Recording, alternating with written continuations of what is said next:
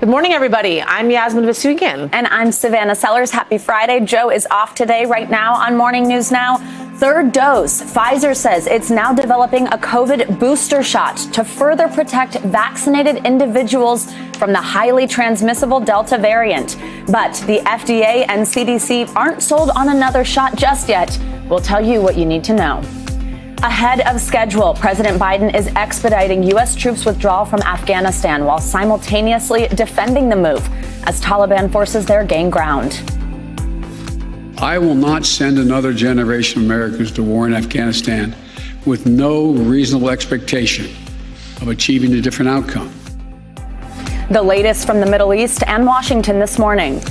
Downpour, New York City and parts of the tri-state area are underwater this morning as tropical storm Elsa sweeps up the eastern seaboard, flooding subway stations and prompting tornado warnings for areas of New Jersey and Delaware. Bill Cairns is tracking Elsa's latest path. And fighting back, death rates for common cancers, including lung cancer, are falling here in the U.S., according to a promising new report. This hour, our conversation with the head of the American Cancer Society. Yasmin, how was it getting up early with us for a few days? You know, I did it for 3.5 years on MSNBC for folks that didn't necessarily know. So it was just kind of a flashback, but it's been so fun to be here.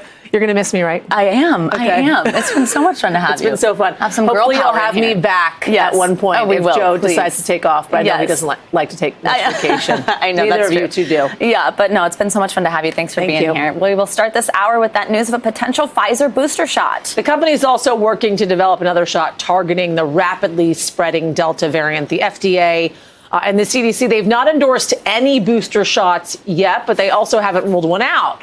In a joint statement, they said, quote, "We are prepared for booster doses if and when the science demonstrates that they are actually needed." NBC News national correspondent Miguel Almaguer has more on just how quickly Pfizer is looking to get a third dose into people's arms. Pfizer says a booster shot, a third dose of its current vaccine, could offer Americans 5 to 10 times more protection against COVID. Given 6 months after the second dose, Pfizer believes those inoculated would be highly protected against the Delta variant, which is now exploding across the U.S. The company expects to deliver new data to the FDA within weeks and is also working to develop a Delta-specific version of its vaccine. It comes as new COVID cases and hospitalizations both climb at a dangerous pace. Some hospitals are now in the middle of their most dire days. The competition for beds is higher now than it was during the peak last year. Perhaps the nation's new epicenter, the Delta variant, is now fueling over 90% of cases in parts of Missouri. With the federal surge response team on the ground, 93% of COVID patients in one ICU are on ventilators.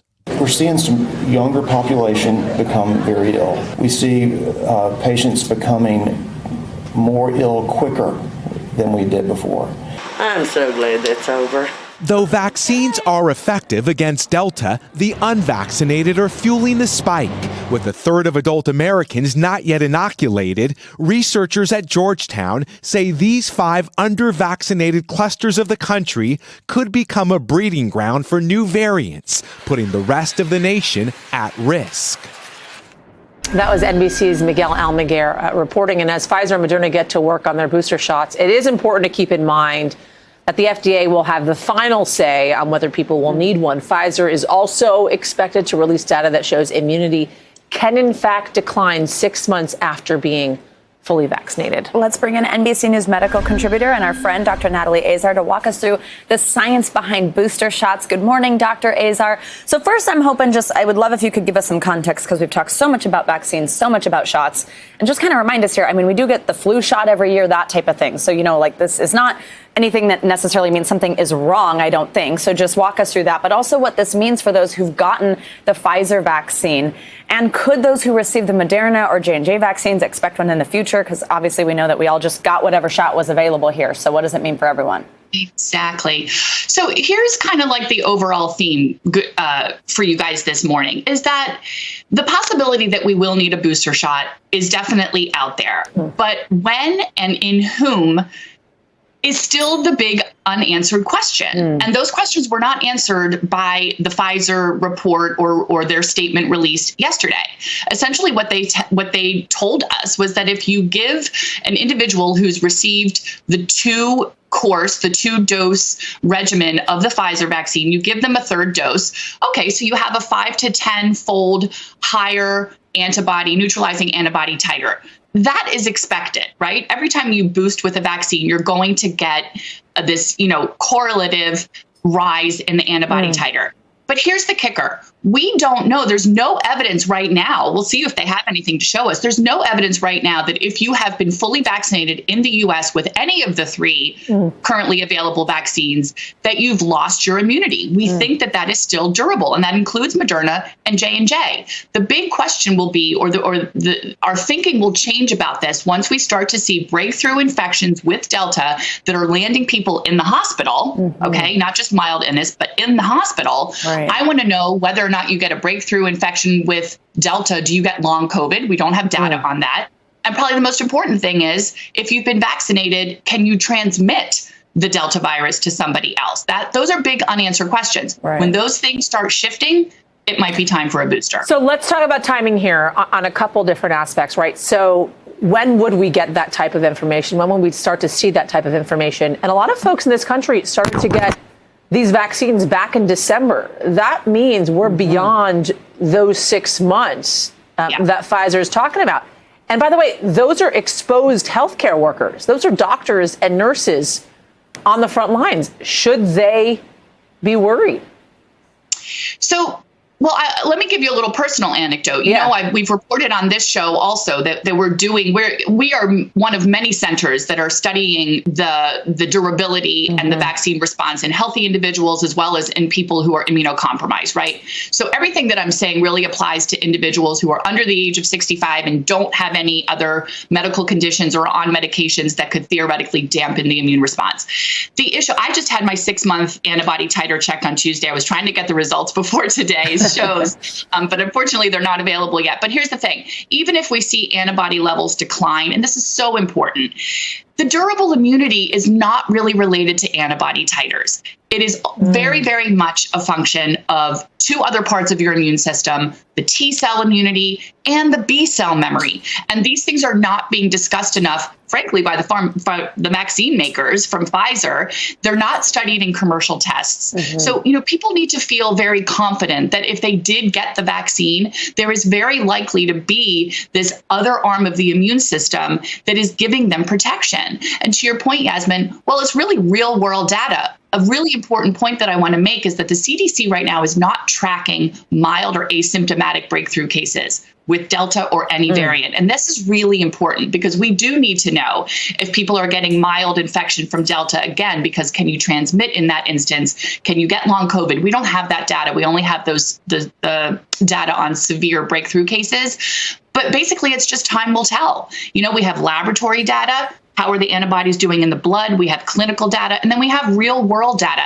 And all of that takes time to accumulate really and sift through and interpret before we can start telling people it's time to booster. So, Dr. Azar, let's kind of keep in context the 2 things that we're talking about here, which is the potential booster shot, and now we're also talking breakthrough cases. So as people start hearing, okay, hey, I got Pfizer, to Yasmin's point, about 6 months ago. They're saying maybe 6 months you need a shot, or what? It's basically like I'm no longer vaccinated. No, you're telling us that you still have some protection here. So if you could be getting those breakthrough cases, and you're saying that the CDC is not tracking those mild ones, just explain to people what could potentially happen to them. I mean, it's just a very mild case of COVID, especially as we're hearing symptoms are changing, almost feels like allergies, almost feels like a sinus infection. And then what do people need to do to protect others, though? Like, what needs to be reminded here? Getting tested, staying home, what is it? Well, that's the thing. And so these are such good, you guys have really good questions this morning. But, I think that we might be shifting into this place where we all need to start to get very comfortable with the idea that COVID is probably not going away. And when we get the flu shot, and we encourage people to get the flu shot, we don't necessarily promise them it's going to prevent the flu. In fact, it's only 40 to 60% protective or effective in a good year, but we do tell them that if they get the flu shot, they're probably going to have milder illness and they won't end up in the hospital. And I think that's kind of the narrative. I think we got very, not complacent, but, so excited about 90% effective, like as if we're never going to get sick with COVID. But to your point, if you've been vaccinated and get sick, even with a bad variant, do you stay out of the hospital and do you prevent transmission to other people? I think those are the two biggest questions. And of course, do you not get long COVID? Because that's really, really huge. And if all of those things are true, then everybody should feel very confident that they are protected at this point. We could talk for another hour because I got like 20 more questions, but we don't have the time. Dr. Azar, until next time, thank you, Dr. Azar. Appreciate it. Thank you. We can't wait to hear about your results, by the way. Let's get to the latest on Tropical Storm Elsa, which is sweeping across the Northeast. New York City is already seeing some serious flooding with pools forming at subway stations. Wait till you see this video. Tornado warnings have been issued and more rain is on the way. Let's get a check at all of that and your morning news now, a weekend weather as well with Bill Cairns. Bill, good to see you this morning. Wow, some images coming out of the Northeast yesterday, to say the least. Folks literally up to their knees, up to their waists with water in subway stations throughout New York City. Not a place you want to be around 5 p.m. yesterday. Yeah, it was ugly. And just for the record, the rain in New York City yesterday was more like tropical Florida rain. We had a stalled front. That wasn't from Elsa, actually. The rain this morning is from Elsa. So I think the rain yesterday is going to do a lot more damage than what we're seeing out there today. So the storm is currently located just south of Long Island. The winds have never been that impressive with this storm. They're not that impressive right now. None of these wind gusts are strong enough to do any significant damage or really any damage for that matter. So it's really a flooding story is what we're going to watch. So the latest from the Hurricane Center, they did increase it to 50-mile-per-hour winds, but the center is about maybe 40, 50 miles south of Islip right now off the coast of Atlantic City, and it's going to head over areas of Massachusetts. I think Cape Cod's one of the only areas that could see some gusts above 40 miles per hour and the possibility of some power outages. The legacy of this storm is going to be how fast it leaves today. New York City is almost done with the rain. By 9 a.m., even half of Long Island's done with the rain. Boston, it looks like by about 2 p.m., 3 p.m., you are done with all your heavy rain. And then even Maine should be done by about 8 p.m. this evening. So we have about 12 more hours to watch this storm, and then we'll be done with it. If there's going to be any issues today, it would be with the heavy rain. Flood watch for about 41 million people, locally up to 6 inches as possible. And then we're going to turn all our attention this weekend out west. 95% of the West is now in drought. This time last year, only 40%. The drought is so much worse right now than this time last year. And how about Death Valley this weekend? So the hottest temperature ever recorded on the planet was in Death Valley, 134 degrees over 100 years ago. This weekend, it's going to come close. I don't think we're going to get there. But look at this forecast for Death Valley. 129, 130, 130. That's crazy. Oh my and we're going to set goodness. numerous record highs in areas of the West. Vegas, by the way, all-time hottest temperature is 117. Their forecast is 116. So this is going to be extreme. And here's all the areas that could see record highs as we go throughout today. It goes to tomorrow, guys. And as we've been saying, this heat wave is just endless. I mean, even into early next week, Vegas is going to be well above normal. Oh, Bill, we've been talking about this. It feels like for weeks. This is crazy. All right. And, there's no signs it's going to stop, guys. Yeah. Wow. All Thanks, right, Bill. Thank you. We'll see you next hour. President Biden has announced that the U.S. military operation in Afghanistan will conclude on August 31st, bringing an end to America's longest ever war. In a speech yesterday, the president defended his decision to pull out of the country and said it was up to the people of Afghanistan to determine their future. The United States did what we went to do in Afghanistan, to get the terrorists who attacked us on 9/11 and deliver justice to Osama bin Laden. We did not go to Afghanistan to nation build. And it's the right and the responsibility of the Afghan people alone to decide their future and how they want to run their country. NBC News White House correspondent Monica Alba joins us now from Washington, and our Pentagon and national security correspondent Courtney Cubie is also with us. Thank you both for being here this morning. Monica, I will start with you and some of that defense that we just heard there from the president. How has he said that he's come to this decision to withdraw troops even earlier than expected? as we're hearing about these concerns that the Taliban is making these advances, we've been talking about women and girls in the country. What is he saying more? Tell us more than just that soundbite about doing this earlier. Well, when the president announced his plans for withdrawal back in April, he set a target date for the 20th anniversary of the 9/11 attacks. But then we saw, in his own words, that he considers speed as safety. So that is why he had such a swift drawdown. And more than 90% was complete by yesterday when he made this announcement. So the bulk of the work is already done in Afghanistan. But the president essentially defending a position he has held for a while now, which is that there was no military option left in Afghanistan. And he said he didn't want to send another generation, essentially, of young men and women to go fight an unwinnable war, in his view. Take a listen to how he also defended the timing here. The status quo was not an option. Staying would have meant U.S. troops taking casualties. American men and women back in the middle of a civil war. I will not send another generation of Americans to war in Afghanistan with no reasonable expectation of achieving a different outcome. President Biden did also answer some outstanding questions about what's going to happen to a lot of the Afghan nationals, thousands of interpreters, drivers, engineers in the country who helped the U.S. over the last 2 decades. They're trying to process some of those special immigrant visas a little more quickly than in the past, hoping thousands can be relocated to some third-party countries, perhaps in Central Asia, but some may be coming to the United States as well, Savannah. So much to keep watching for there, Monica. Courtney, now to you. So you've seen the Taliban make these rapid advances in recent days. The president said in this address that we're discussing that he trusts the Afghan military.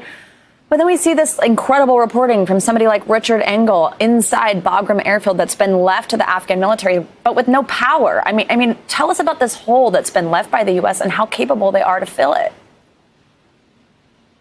So the Afghan security forces, parts of them actually are doing pretty well. When you talk about the commandos, the special forces, they've been carrying out their own missions for some time now. They can operate pretty independently. They need a little logistics support, a little intelligence support. They're doing pretty well. The Afghan Air Force, which literally started from nothing a little over a decade ago, they're flying some airstrikes. They're able to maintain a little bit. They have a difficult time maintaining their aircraft, and that's going to be where they're really going to struggle moving forward. But they're doing okay. Where the Afghan security forces really have a vulnerability is with these police and military who are in the more rural areas. So Afghanistan, the central government, for all intents and purposes, really rules Kabul, and that's kind of it. The further you move away from the capital, the less reach they have. So these Afghan security forces that are out in the more rural parts of the country, you know, in the south, in anywhere outside of Kabul, they don't get as much support from the central government as they may need. And that's where we're seeing instances where they're just kind of melting away as the Taliban advance. At times they're handing over their arms. At times the Taliban are even giving them money to travel back home. So that's a real vulnerability. That's why the Taliban have been able to really run over very quickly in some of these more rural areas and take control of some of this territory. The question is, will the Taliban continue to move into Kabul and try to take it? The Afghan security forces are capable enough that they will be able to defend it, but the question is for how long, Savannah? Right, and you make a great point about that. That was also some incredible reporting we saw from Richard Engel this week with one of those units, those Afghan commandos trained by elite U.S. military units, which was pretty incredible to see. Now, Monica, let's talk back here. There's been some resistance to these plans in Congress. What are we hearing? Yeah, Republicans have really been slamming the White House, saying that they didn't have a good enough plan for this withdrawal, that it is happening too quickly. There were some concerns even when the president made this announcement from some military experts who said, if you do this, it is likely that the Afghan government could collapse in a matter of months. So that is something that could still happen, though yesterday, again, the president said the fall of Kabul is not something that is completely predictable. It may not happen in the end. But remember, the U.S. and the White House want to point out there will still be a small footprint of troops protecting our diplomatic presence in the country, as well as the Kabul airport, with hundreds more potentially going if that was a decision. But again, this is something that President Biden campaigned on as a promise that he is now saying he is very proud to fulfill. Savannah. Monica and Courtney, both of your expertises are so appreciated here. Thanks for joining us this morning. All right, so more than 2 weeks after the Surfside condo collapse, the death toll continues to jump after county officials announced they were transitioning to a recovery operation. NBC News correspondent Sam Brock joins us now. Sam, good morning. So first, tell us where the death toll stands now. What's the latest update there? But then also, I mean, there are so many families who are still missing someone from their family. What are they saying about the decision to end the rescue operation, effectively hearing from officials that there's no chance that their loved one is alive? Words you never want to hear. Yasmin, good morning. Good to be with you. In terms of the latest numbers, 64 is the death toll at this point, 76 unaccounted for. And it's worth noting that we've seen about double the number of bodies recovered so far just in the last couple of days, or I should say, it took as many to get to the first 2 weeks as we've seen in the last 2 or 3 days. And I think part of the reason why is simply accessibility. Now that that other tower, the portion of Champlain Tower South that was still standing, is gone, the accessibility is 100% for the crews, and we're starting to see the numbers rise. 64 now, but that figure could easily be at 140 at this time next week. It is crushing and agonizing to think about that and what these families are going through right now. I spoke with Rachel Spiegel, whose mom, Judy, lived here for 4.5 years. She's 65 years old. They love Surfside, so invested in this community, the strength, the sense of love here. And she told me, look, it's not like a light switch. You just turn it on and off, where they tell you we go from search and rescue to recovery. Psychologically, we still want to keep up hope that they're going to find my mom. And I know that if it were me, I would want her to be searching for me beyond just the 2 weeks. So families are having a bit of a difficult time right now trying to process this. And another thing I would add, it's not like with a terror attack, 9/11, where a plane hits a building and it collapses, or on a much smaller scale. If you choose to get into a car and you get in a car accident, they're guilty of putting their heads down on their pillows at night. And this is what happened. Totally out of the blue. So amidst all of that, and somewhat connected, is folks aren't feeling safe in their buildings right now in that community, seeing how the Champlain Towers collapsed so quickly and seemingly so out of the blue for so many folks. We had a building in Miami-Dade evacuate just last week. How are some of the nearby towns dealing with some of the safety conditions? What are they finding? It's a great question. Big picture right now, Yasmin, is the fact that Miami-Dade has ordered an audit. That happened in the immediate aftermath of this collapse for everyone within its jurisdiction to examine the structural integrity of buildings over the course of a month. But what's happened is some local municipalities have gone faster than that. You mentioned North Miami Beach, which already evacuated 150 plus units in Crestview. That happened last week. And I was speaking with the city manager for Miami Beach, which has the greatest amount of density of any of the cities around here. 5,000 commercial buildings, according to the city manager. She told me of that, about 10% of them, 507, are at some point of this recertification life cycle of 40 years or greater. So they went through and did a cursory look, a visual eye test of all of those buildings, and found 15, Yasmin, that were red flagged. 10 of them are occupied right now. They could be evacuated. It really depends whether or not they get assurances from the structural engineers in those buildings in the next couple of days. Wow. And the thing that you think about is, like, do we really need to wait till 40 years? I mean, we're hearing about all these things that they knew about prior. Sam, thank you so much. Good to see you. Thanks, Sam. Good to see you. So while investigators work to determine the exact cause of the collapse, experts are saying a repealed law could have prevented this catastrophe. A new investigation from NBC News and our Miami affiliate shows that a 2008 law required condo associations to plan for repairs, but it was then repealed 2 years later. NBCNews.com reporter John Shupe joins us now with more on this investigation. John, good to see you this morning. Talk to us about this law, what it required of buildings, and why it was repealed. Well, in 2008, as you said, a Florida lawmaker named Julio Robina sponsored a law that required condo associations to bring in an expert, an engineer or an architect, every 5 years and tell them how much it would cost to repair any damage. Those things are typically called reserve studies, and they're done by professionals typically. But that law was repealed just 2 years later after Robina left office because of term limits, meaning the law really had no impact. Robina says the law would have been too people told him that the law would have been too burdensome for condo associations, but we haven't found anybody willing to admit that at the time that they voted to kill it. So how would this law have changed the situation for Champlain Towers and saved lives?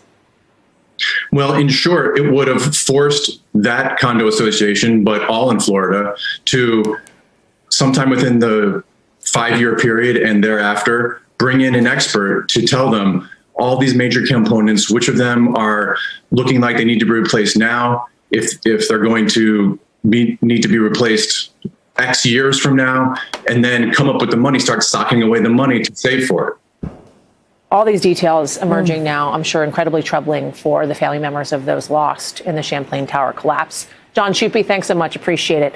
Coming up, everybody, state Republicans in Texas are re-upping their controversial push for voting restrictions. Yeah, we'll take you inside the Lone Star State's special legislative session up next.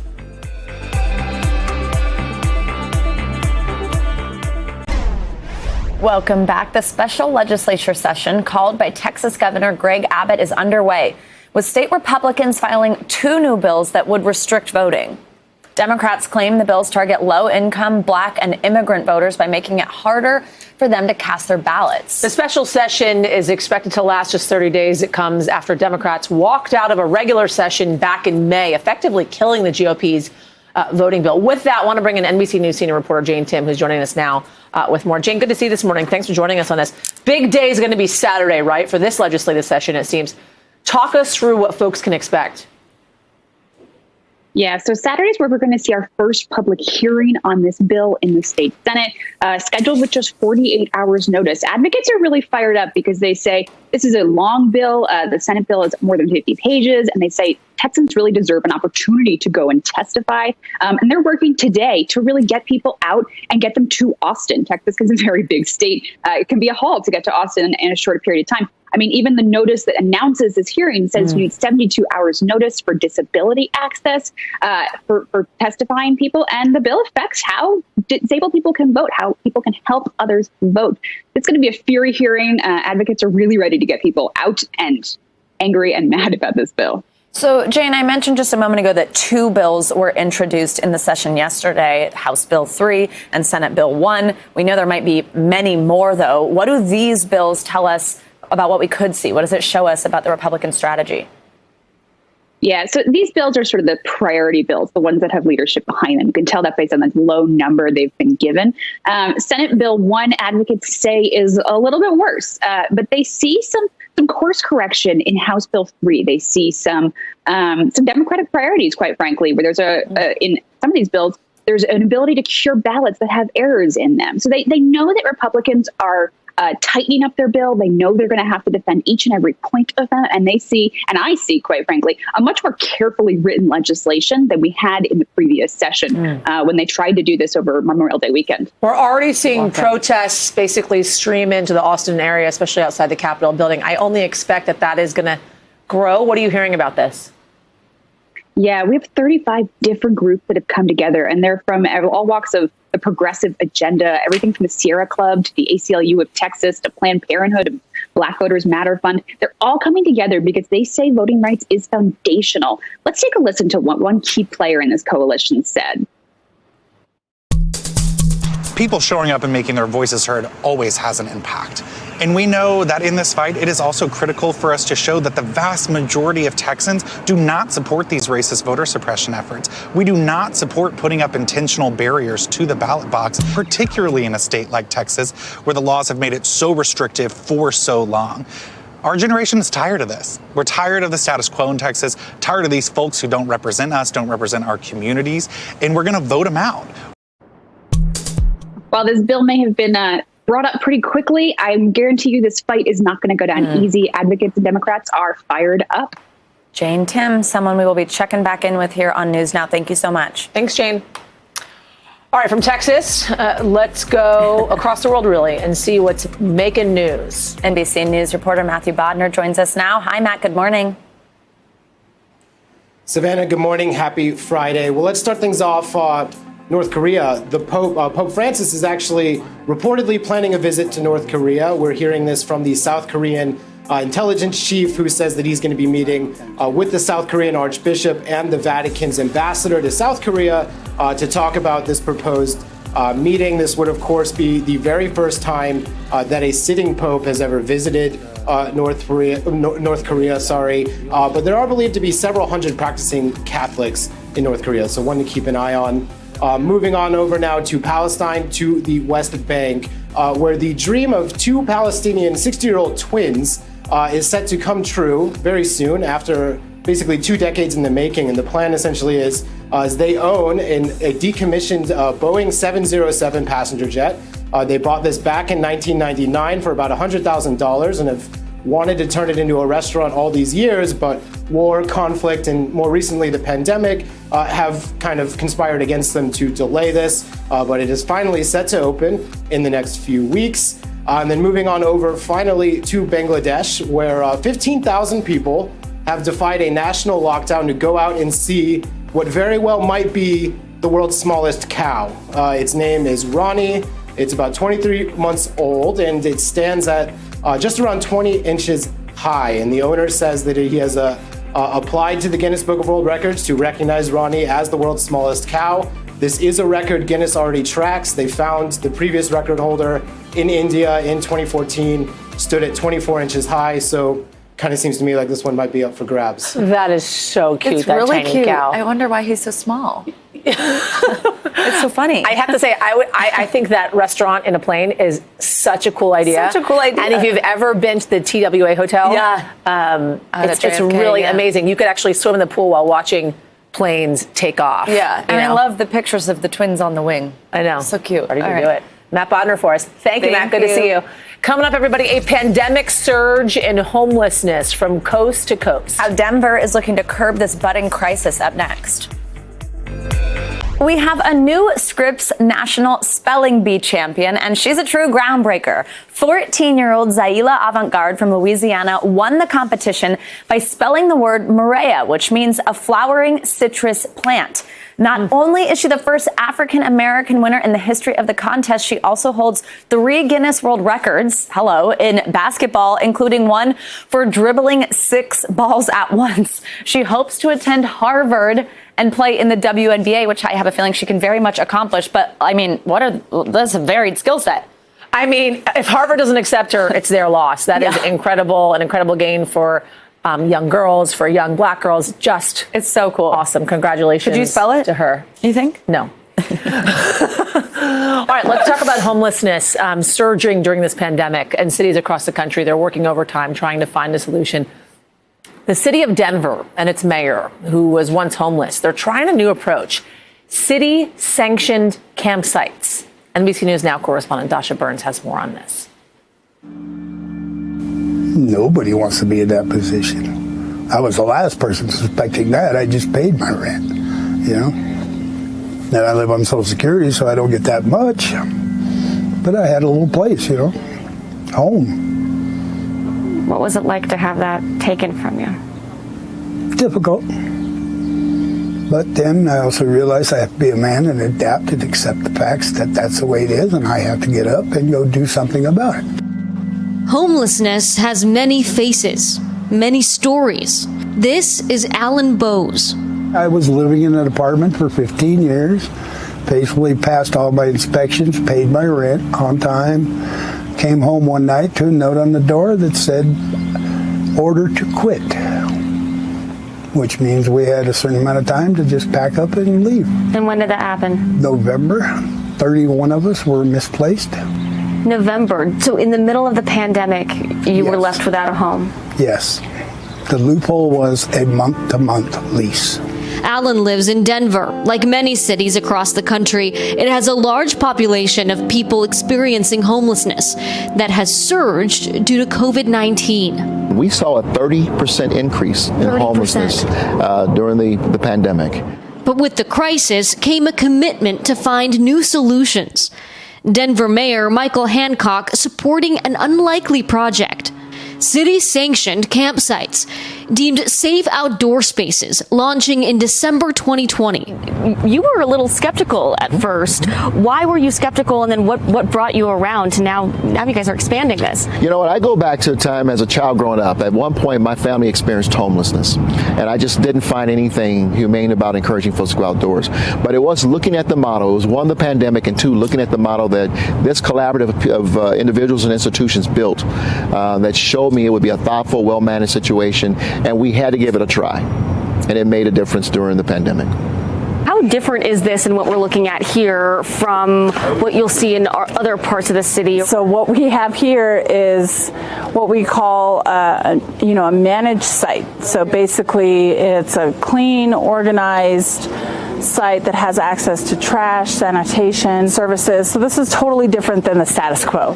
Kawika Montoya works for Colorado Village Collaborative, the nonprofit behind the project. It was inspired by my own journey out of homelessness. And instead of trying to bring services into unmanaged, unsanctioned camping across the city, we're actually making it a totally different model with staff, with all the service providers coming into one spot. Clean, colorful rows of ice fishing tents provide shelter for all seasons. We have housing navigation, we have employment navigation, we have an outreach doctor, an outreach nurse that comes in, we have mental health professionals. We also have organizations like the Denver Public Library who comes in and bring technology services to folks. They've recently provided all of our people with a phone with 1 year of service. With limited space in traditional shelters, these safe outdoor spaces can be built quickly at low cost and provide people with a bed to call their own. This is me. This is my home. This newest site can house 40 people. Their other site can house 60, but with thousands still unsheltered, the goal is to expand into many more parts of Denver. But not everyone has welcomed the new approach with open arms. There was a lawsuit filed to stop this from happening. Park Hill United Methodist Church volunteered their property as a site for the latest safe outdoor space in an affluent suburban neighborhood of Denver. Most folks, when they're raising concerns, are about safety, that somehow having the site here makes it a less safe neighborhood or place to be. So now that it's actually here, have people changed their minds? Have folks that have been hesitant come around? There are folks that I think are going, oh, that's not what I expected it to be. It doesn't look like what I expected. People like Jean McLaughlin Powers. We met her when she dropped by the site to see if she could donate water and snacks. At first I was like, oh gosh, that's right around the corner. And then I was talking with some folks who actually have worked in the one down on Pearl, and they talked about the fact that there's not a problem, how well managed it is. It's gated, the people are vetted. I thought, well, gosh, I wonder if there's something I can do to help these guys. The city has earmarked $900,000 so far for the current safe outdoor spaces. The average nightly cost is just $25 per person. But the ultimate goal is to get people out of outdoor shelters entirely. If you're surviving every day on the streets, trying to just get your basic needs met, how are you ever able to focus on what that long-term solution looks like? That respite meant everything to Alan. What's getting you emotional? Just dealing with it. Sorry. It'll all be good. But I know it's not easy. No. It takes a very strong person to be a homeless person. It's not an 8-hour job. They have to work at it 24/7. He's in the process of applying for apartments and expects to leave this site within a few months. You got to be able to shower, shave, you got to get out, you got to go do interviews, you got to meet with people. So just to have a focused center point to work from as you are doing your things, that is your hub, and then you can figure out from there, but you always know you got that hub to come home to. You know where you're going to sleep every night. You know where you're going to sleep. It's such, obviously, an emotional roller coaster for these folks. But again, this goes back to representation. When you have a mayor that has been through so many of the hardships that these folks are facing, that person is able to dedicate resources and time to help figure the problem out. It's also just so interesting to see, as we've been encountered with this problem more through the pandemic, how different cities are handling it. And to your point, that has so much to do with the leadership. Absolutely. Thank you to NBC News Now correspondent Dasha Burns for that really good report. Coming up, everybody, a bit of good news for you on this Friday morning. Cancer deaths here in the United States are on the dip. And up next, we'll actually chat with the CEO of the American Cancer Society on what exactly we are doing right. So stick around. Welcome back, everybody. It is time now for our CNBC Money Minute, the biggest financial headlines of the day and why they matter to you. We always say we should sing that. It's like a jingle. Why they matter to you. CNBC's Christina Partsinevelos joins us now. Hi, good morning, Christina. Next time I'll have a jingle song Great. prepared for me. But CNBC, where you should get all your business news. Microsoft is giving employees a $1,500 pandemic bonus for the unique and challenging fiscal year they just completed. Reports say the bonuses are for all employees below the level of corporate vice president, including part-time workers and those on hourly rates. So everyone who started at the company on or before March 31st is eligible. And Microsoft has more than 175,000 employees worldwide, so you can be sure that's going to be a lot of extra bonuses. Square plans to make a hardware wallet for Bitcoin. The announcement coming after about a month after CEO Jack Dorsey said the payments company was considering such a move. So a hardware wallet lets users store digital assets on a computer or smartphone and has a private key for security. Square already lets people buy and sell Bitcoin through its Cash App, and Dorsey has been a vocal supporter of the cryptocurrency. And the mastermind behind what the U.S. government calls one of the largest cryptocurrency Ponzi schemes is going to prison.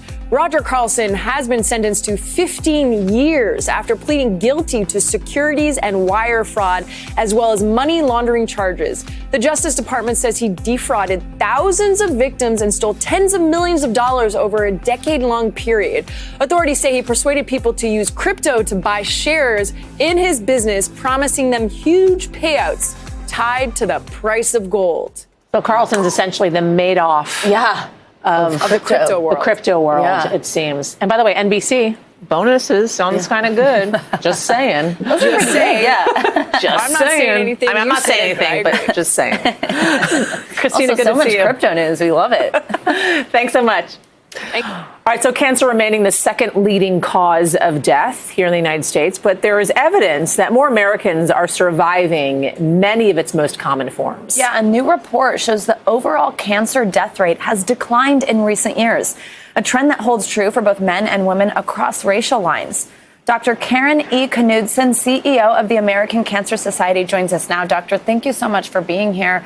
I mean, this sounds like great news. I know there are so many families in this country, my own, maybe you guys, who have been affected by cancer. I mean, I lost my aunt in the last year to lung cancer. So any type of dip in these numbers is such good news when we've been fighting this for so long. Walk us through what was found in this report. So thank you so much for having me. And you're absolutely correct. There are things to celebrate here. We still have quite some work to do, but we saw in this reporting period between 2014 and 2018 a decline in the death rate of cancer for 11 of the 19 most common cancers in men and 14 of the 20 most common cancers in women. So this is progress.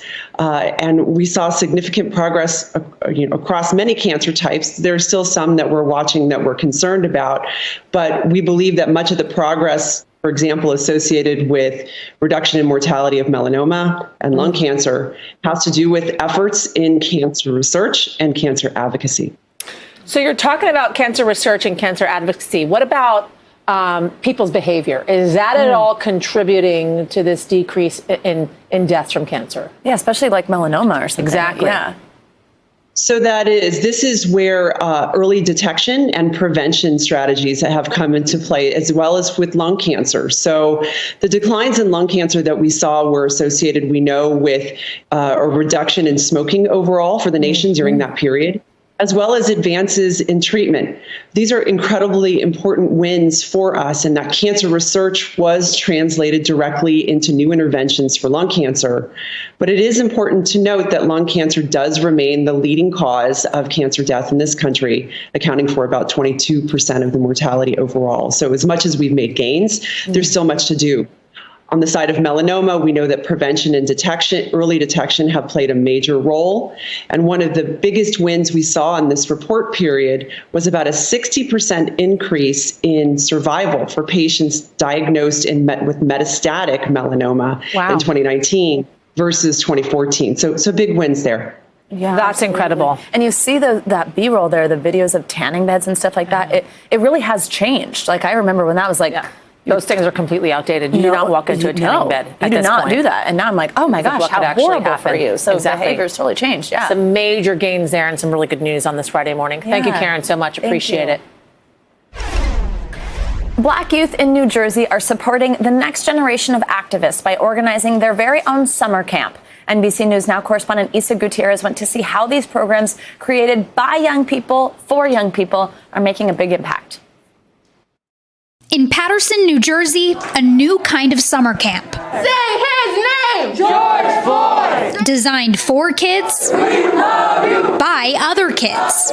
It's obviously going to be more fun because it was designed by kids just a couple years older than they are. This is how we're going to share our ideas. All these youth are here to learn about Black history, what it means to us, and how we're going to effectively organize. 15-year-old Miriam Jabril and 17-year-old Alicia Diaz are junior camp counselors and members of the Black Lives Matter Paterson Youth Council. The council formed after last summer's reckoning on racism in America, which left many young people wanting to get involved in the Black Lives Matter movement. With it came the idea to design an educational summer camp for Black youth. And so we were like, okay, let's talk about lesson plans. Let's talk about books. What are we going to be reading? We all voted on the books we're going to be reading. We all voted on the lessons we're going to be talking about, the healing circles, stuff like that.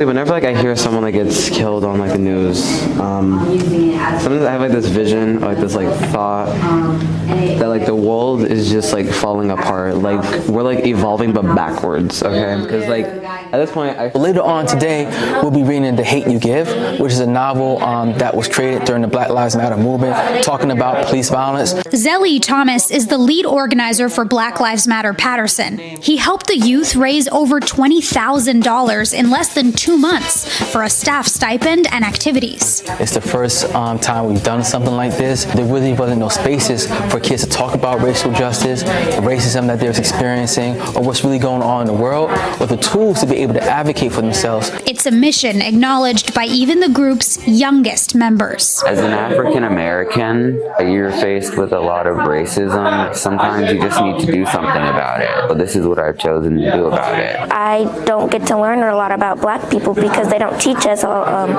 most things that you would like to know. So I already made a couple friends. I'm having the best time ever here. I am the leader of Black Lives Matter. Black Lives Matter. I am the leader of Black Lives Matter. Black Lives Matter.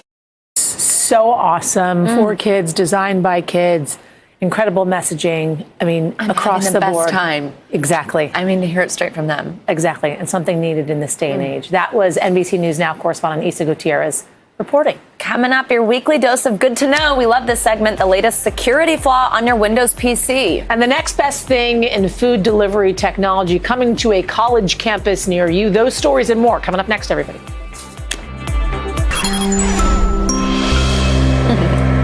It's that time, everybody. This morning, a new security warning from Microsoft. You should know about. Plus, how to win a trip to Nashville. That sounds fun. NBC News investigative and consumer correspondent Vicki Nguyen has that and more in this week's edition of Good to Know.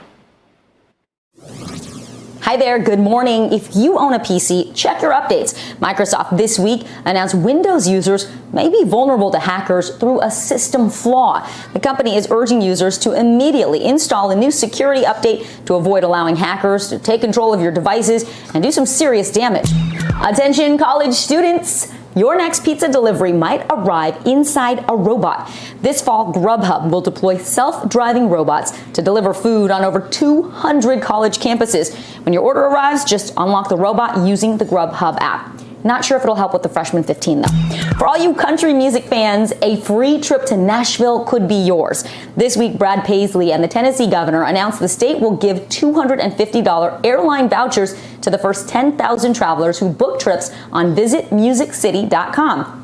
Travelers can choose to use their vouchers for the following cities: Nashville, Chattanooga, Knoxville, and Memphis. Earn free food while eating on the go. McDonald's now offering new perks for customers. Next time you order that Egg McMuffin or Happy Meal, make sure you download the McDonald's app and start scanning to get reward points. Are you loving it? For News Now, I'm Vicki Nguyen, and that's Good to Know. Loving it. Yeah. And I love a good Egg McMuffin. And every time we have that segment, I literally think, that's good to know. And then I'm like, what's the point? That does it for this hour of Morning News Now. But the news continues right now. Stick with us.